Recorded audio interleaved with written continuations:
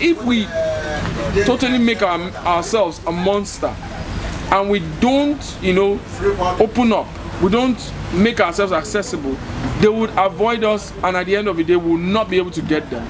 And at the end of the day, we'll lose them, and they'll make this mistake that we've been trying to help them to avoid. Hello and welcome to Aysuga Nigeria Lifestyle Channel. My name is Aysuga. Sugar.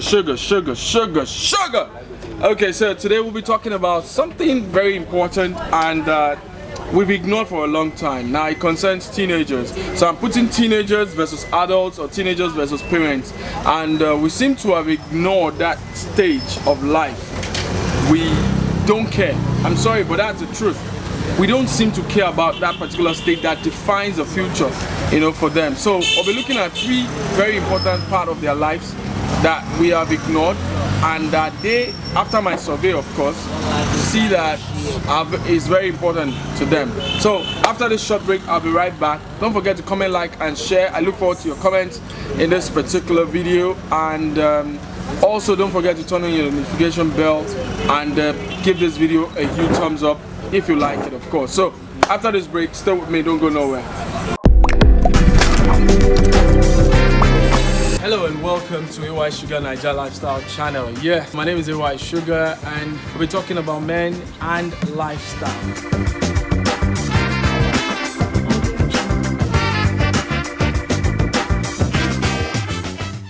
Welcome back from the break. Yeah, most of us, all of us, ignore that teenage stage of our young ones. Parents, guardians, elder brother, elder sister. We seem to ignore that particular very important part, and it affects the future, of these young people. Number one, and big and very important, is religion.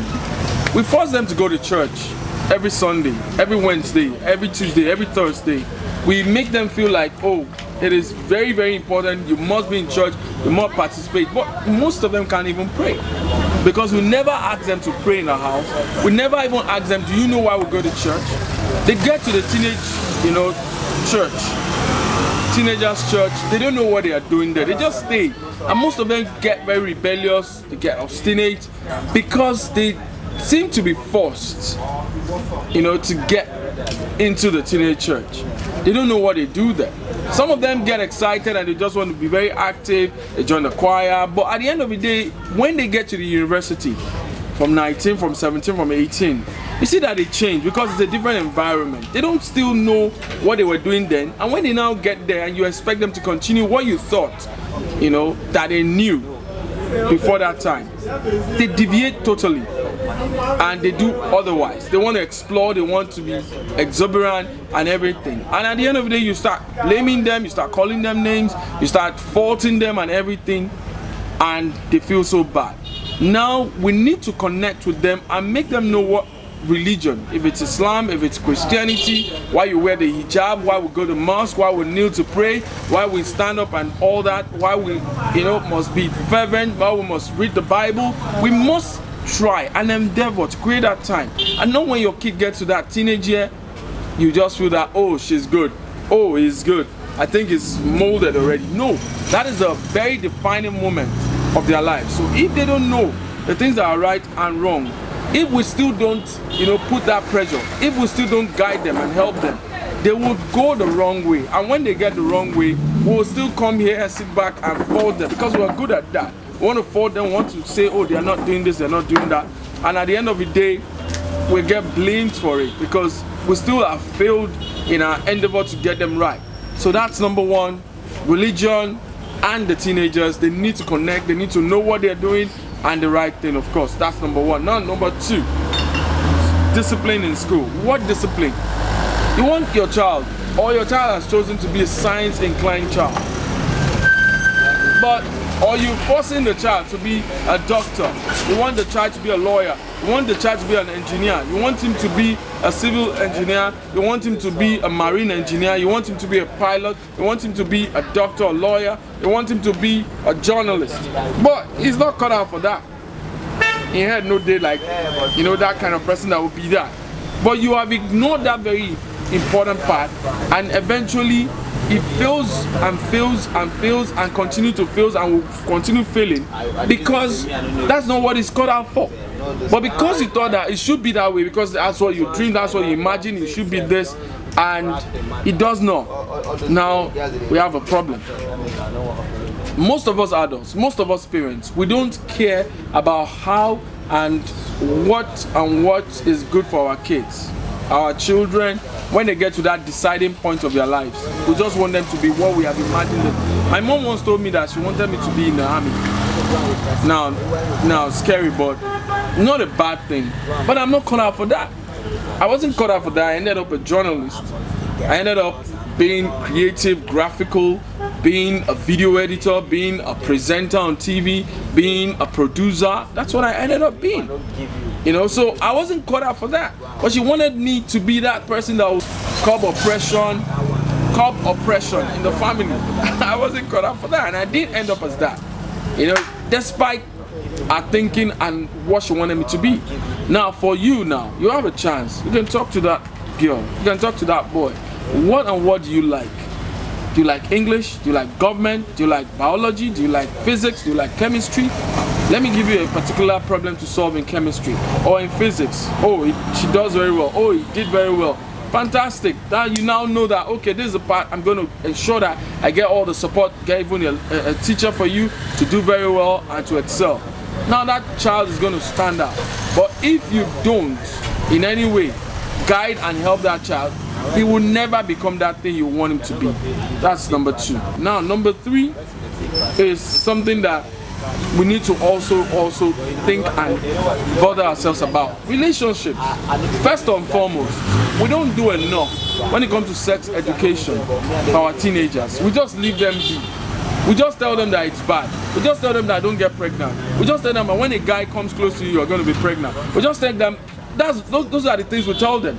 Now that's not going to get them pregnant.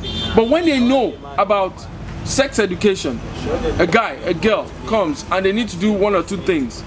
They need to be taught that a guy will come, you will like him, you know, and when you like him, there will be some kind of emotions, you know, so you're going to feel for him.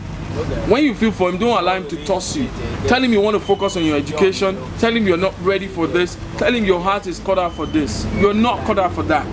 And he would also chill out if he's a correct guy. As a guy, you tell your kids, your boy especially, that yeah, the girls are there. You will like them. You want to do what they want to do, but you don't force them. And that's what's going to also curb this issue of rape everywhere. When you tell them that it is wrong to force a girl to do this against her will.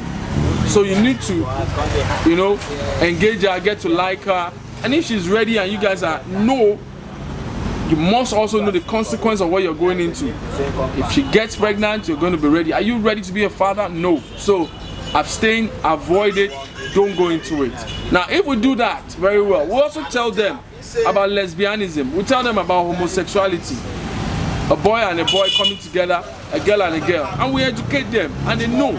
They're going to know better. And when we also make it look so easy, and they are free, they can meet us and tell us that, a guy I'm liking, look at how he's behaving. I offended him. Oh, he's tossing with me. No, don't do this way. Do this way. They will easily walk up to us to tell us. And we'll guide them that you're not ready for it. You're still a teenager. You're not ready. You need to go to the university. You need to be ready. And when you're ready and anything happens, you're ready for it. You'll be prepared for it. But if we totally make ourselves a monster and we don't, you know, open up, we don't make ourselves accessible, they would avoid us, and at the end of the day, we'll not be able to get them.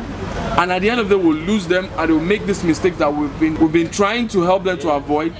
And at the end of the day, they are casualties. So we need to just guide them.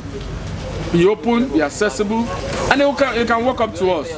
These are 3 very important things teenagers suffer, and I think I should share, and that's why I've shared it. I hope you enjoyed this video. If you did, please give it a thumbs up, and don't forget to turn on the notification bell. Look forward to read from you as while you were a teenager. I want to know your experience.